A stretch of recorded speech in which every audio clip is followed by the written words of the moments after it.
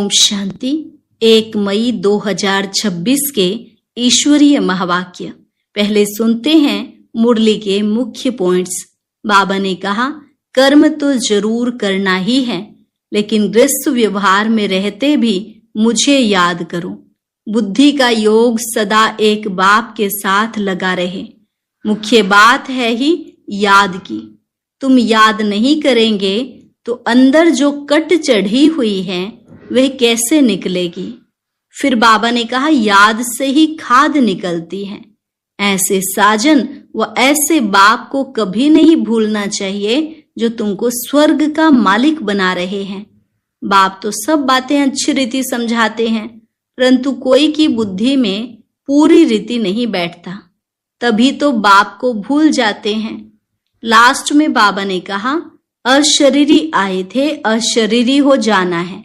इसलिए देह सहित देह के सब संबंध छोड़ अपने को आत्मा समझ कर रहो। इस दुनिया से पूरा वैराग्य होना चाहिए। अब कोई विकर्म नहीं करो। तुम्हें पुरुषार्थ कर संपूर्ण गुणवान बनना है। और अब सुनते हैं महावाक्यों को विस्तार से। मुरली का सार। मीठे बच्चे, तुमने रावण की मत पर बाप की ग्लानि की तो भारत कौड़ी तुल्य बना। अब उसे पहचान कर याद करो तो धनवान बन जाएंगे। प्रश्न, सीढ़ी के चित्र में कौन सा वंडरफुल राज समाया हुआ है? उत्तर, आधा कल्प है भक्ति की डांस और आधा कल्प है ज्ञान की डांस। जब भक्ति की डांस होती है तो ज्ञान की नहीं, और जब ज्ञान की होती तो भक्ति की नहीं। आधा कल्प रावण की प्रालब्ध चलती और आधा कल्प तुम बच्चे प्रालब्ध भोगते हो। यह गुह्य राज सीढ़ी के चित्र में समाया हुआ है। गीत ओम नमो शिवाय। ओम शांति। बाप बैठ समझाते हैं, भक्ति मार्ग में बहुत ही भक्ति की डांस की, ज्ञान की डांस नहीं की। भक्ति की जब डांस होती है तो ज्ञान की नहीं, जब ज्ञान की होती है तो भक्ति की नहीं, क्योंकि भक्ति की डांस उतरती कला में ले जाती है। सतयुग त्रेता में भक्ति होती नहीं, भक्ति शुरू होती है द्वापर से। जब भक्ति शुरू होती है तो ज्ञान की प्रालब्ध पूरी हो जाती है, फिर उतरती कला होती है। कैसे उतरते हैं सो बाप बैठ समझाते हैं। मैं कल्प कल्प आकर बच्चों को कहता हूं, तुम बच्चों ने हमारी बहुत ही ग्लानि कर दी है। जब जब भारत में इस आदि सनातन देवी देवता धर्म की बहुत ग्लानि होती है तब मैं आता हूं। ग्लानि किसको कहा जाता है वह भी समझाते हैं। बाप कहते हैं, मैं विकारी नरकवासी भारत को आकर कल्प कल्प स्वर्गवासी बनाता हूं। तुम मेरी ग्लानि आसुरी मत पर करने के कारण कितने कंगाल बन गए हो। राम राज्य था, अभी है रावण राज्य, जिसको हार और जीत दिन और रात कहा जाता है। अब विचार करो कि मैं कब आऊं। जिन्हों को राज्य दिया वही राज्य गंवा बैठे हैं।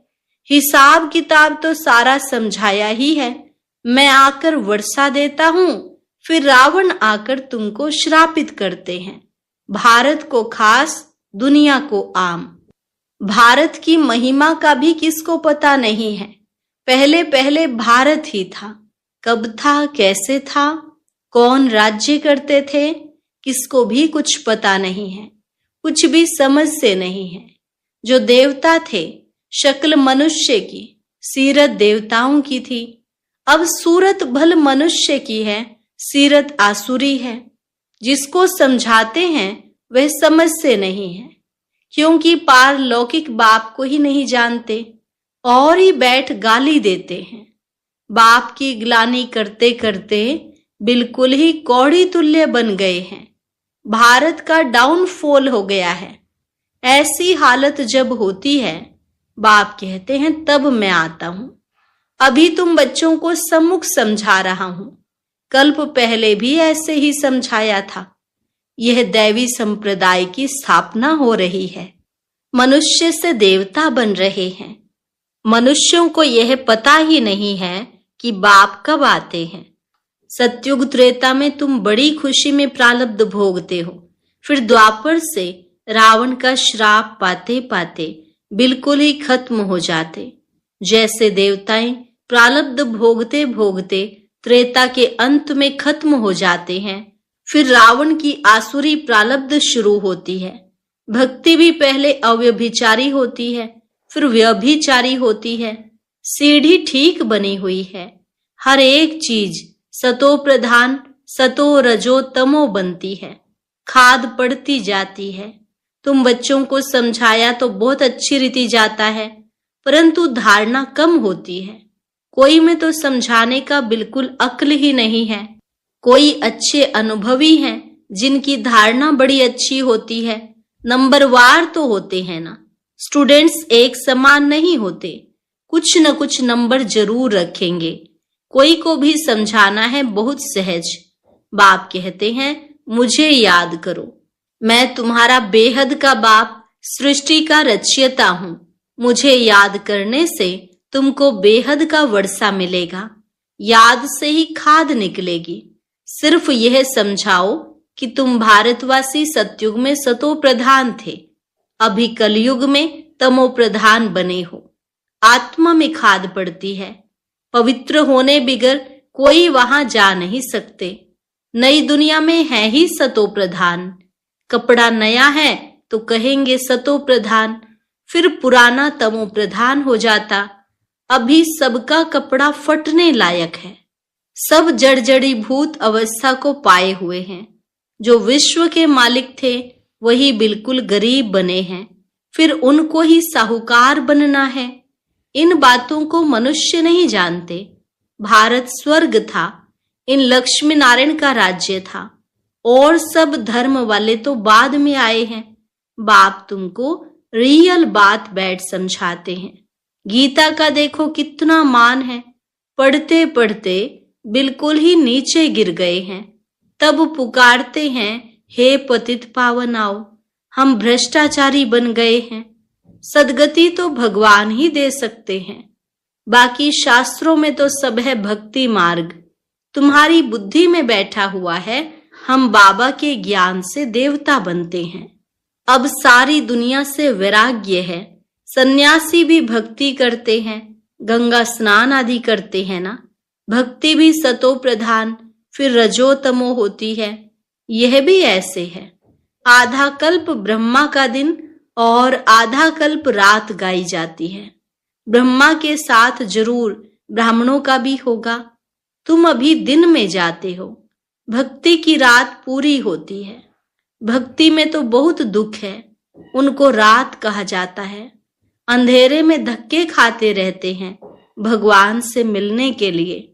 भक्ति मार्ग में सद्गति देने वाला कोई होता नहीं। तुम्हारे सिवाय कोई भी यथार्थ रीति भगवान को नहीं जानते हैं। आत्मा भी बिंदी, परमात्मा भी बिंदी है। यह बात कोई भी समझ न सके। परमात्मा ही स्वयं आकर ब्रह्मा तन से समझाते हैं। उन्होंने फिर भागीरथ बैल के रूप में दिखाया है। अब बैल की तो कोई बात ही नहीं है। बाप सब बातें अच्छी रीति समझाते हैं, परंतु किसकी बुद्धि में पूरी रीति बैठता नहीं। बाप बैठ समझाते हैं, बच्चे मैं तुम आत्माओं का बाप हूं। तुम मुझे याद करो और वर्षे को याद करो तो तुम्हारे विकर्म विनाश होंगे। फिर भी कहते हैं भूल जाते हैं। वहां ऐसे साजन व बाप को भूलना चाहिए। स्त्री पति को अथवा बच्चे बाप को कभी भूलते हैं क्या? यहां तुम क्यों भूलते हो? कहते भी हो बाबा आप हमको स्वर्ग का मालिक बना रहे हैं, फिर भी भूल जाता हूं। बाप कहते हैं याद नहीं करेंगे तो अंदर जो कट चढ़ी हुई है वे कैसे निकलेगी। मुख्य बात है ही याद की। अपना कोई दूसरा धर्म से ताल्लुक नहीं है। स्कूल में तो हिस्ट्री ज्योग्राफी समझाते हो, कोई तो बिल्कुल समझते नहीं। बाप पढ़ाते हैं, यह बुद्धि में बैठता नहीं है।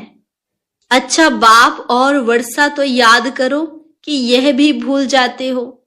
जिसके लिए आधा कल्प से भक्ति करते आए उस बाबा को याद नहीं करते। तुम बच्चों की बुद्धि में हैं, अब हम यह शरीर छोड़ राजाई में जाएंगे। यह अंतिम जन्म है। सूक्ष्म वतन में उनके फीचर्स तो वही देखते हो, वैकुंठ में भी देखते हो। जानते हो यह मम्मा बाबा ही लक्ष्मी नारायण बनते हैं। जब तुम सतयुग में रहते हो तो समझते हो कि यह एक शरीर छोड़ दूसरा लेना है। वहां उनको यह पता नहीं रहता कि सतयुग के बाद त्रेता आएगा, द्वापर आएगा, हम उतरते जाएंगे। ज्ञान की बात नहीं रहती है, पुनर्जन्म लेते रहते हैं। वहां आत्म अभिमानी रहते हैं, फिर आत्म अभिमानी से देह अभिमानी बन जाते हैं। यह नॉलेज सिर्फ तुम ब्राह्मणों को है, और कोई के पास नहीं है। यह ज्ञान ज्ञानेश्वर जो ज्ञान का सागर बाप है वही सुनाते हैं। जरूर ब्रह्मा के बच्चे ब्राह्मणों को ही सुनाएंगे।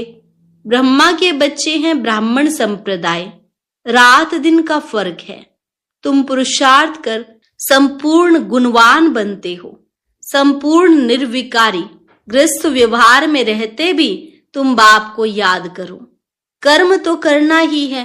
बुद्धि का योग बाप के साथ लगा रहे। कर्म भल कोई भी करो, बढ़ई का काम करो व राजाई का काम करो। राजा जनक का भी गायन है ना, राजाई करते रहो परंतु बुद्धि का योग बाप के साथ लगाओ तो वर्षा मिल जाएगा। बाप कहते हैं मन मना भव, माँ में कम याद करो। शिव बाबा कहते सिर्फ शिव कहने से शिवलिंग याद आएगा, और तो सबके शरीर का नाम लिया जाता है, पाठ शरीर से बजाते हैं। अभी तुमको आत्म अभिमानी बनाया जाता है जो आधा कल्प चलता है। इस समय सभी हैं देह अभिमान में, वहां आत्म अभिमानी होंगे। यथा राजा रानी तथा प्रजा, आयु तो सबकी बड़ी होती है, यहाँ सबकी आयु कम है। तो बाप सम्मुख बैठ बच्चों को कितना अच्छी रीति समझाते हैं, हे आत्माओं, क्योंकि आत्मा ज्ञान लेती है, धारणा आत्मा में होती है। बाबा को शरीर तो है नहीं, आत्मा में सारा ज्ञान है। आत्मा भी स्टार है, बाबा भी स्टार है। वे पुनर्जन्म नहीं लेते हैं, आत्मा ही पुनर्जन्म लेती है। इसलिए बाबा ने काम दिया था कि परमात्मा की महिमा और बच्चे की महिमा लिख कर आओ। दोनों की अलग अलग है। श्री कृष्ण की अलग महिमा है, वह साकार वह निराकार। इतना गुणवान किसने बनाया? जरूर कहेंगे परमात्मा ने बनाया। इस समय तुम ईश्वरीय संप्रदाय हो, तुमको बाप सिखला रहे हैं, पीछे फिर प्रारब्ध भोगते हो। सतयुग में तो कोई नहीं सिखलाएंगे, भक्ति मार्ग की सामग्री ही खत्म हो जाती है। इस दुनिया से वैराग्य भी चाहिए, अर्थात देह सहित देह के सब संबंध छोड़ अपने को अशरीरी आत्मा समझना है। निर्वस्त्र आए थे, निर्वस्त्र जाना है। यह पुरानी दुनिया खलास हो जानी है। हम सब नई दुनिया में जाने वाले हैं। बस यह याद की मेहनत करते रहो, इसमें ही फेल होते हैं, याद करते नहीं हैं। जो भी समझने के लिए आते हैं उनको भी यही समझाना है। शिव बाबा ब्रह्मा द्वारा कहते हैं कि मुझे याद करो, तो याद से तुम्हारी खाद निकल जाएगी, तुम विष्णुपुरी के मालिक बन जाएंगे। विष्णुपुरी ही स्वर्गपुरी है। तो जितना हो सके बाप को याद करो। जिस बाप को आधा कल्प याद किया है, अब वह सम्मुख आए हैं, कहते हैं मुझे याद करो। उनको कोई भी जानते नहीं, खुद ही आकर अपना परिचय देते हैं। मैं जो हूं, जैसा हूं, ऐसा कोई विरला जानते और निश्चय करते हैं। निश्चय कर लेते हैं तो पुरुषार्थ कर वर्षा पा लेते हैं। शिव बाबा कहते मुझे याद करने से ही तुम्हारे विकर्म विनाश होंगे और तुम पवित्र बन पवित्र दुनिया के मालिक बनेंगे। विकर्म कोई भी नहीं करना है। अच्छा, मीठे मीठे सिकिलधे बच्चों प्रति माता पिता बाप दादा का याद प्यार और गुड मॉर्निंग। रूहानी बाप की रूहानी बच्चों को नमस्ते। रूहानी बच्चों की रूहानी बाप दादा को नमस्ते नमस्ते, गुड मॉर्निंग। शुक्रिया बाबा, शुक्रिया। धारणा के लिए मुख्य सार। पुरुषार्थ कर संपूर्ण गुणवान बनना है। कर्म कोई भी हो, लेकिन बाप की याद में रहकर कर्म करना है। कोई भी विकर्म नहीं करना है। यह पुराना कपड़ा शरीर जड़ी भूत है, इससे ममत्व निकाल देना है। आत्मा को सतो प्रधान बनाने का पूरा पुरुषार्थ करना है। वरदान, सदा अतीन्द्रिय सुख की अनुभूति करने वाले अटल अखंड स्वराज्य अधिकारी भव।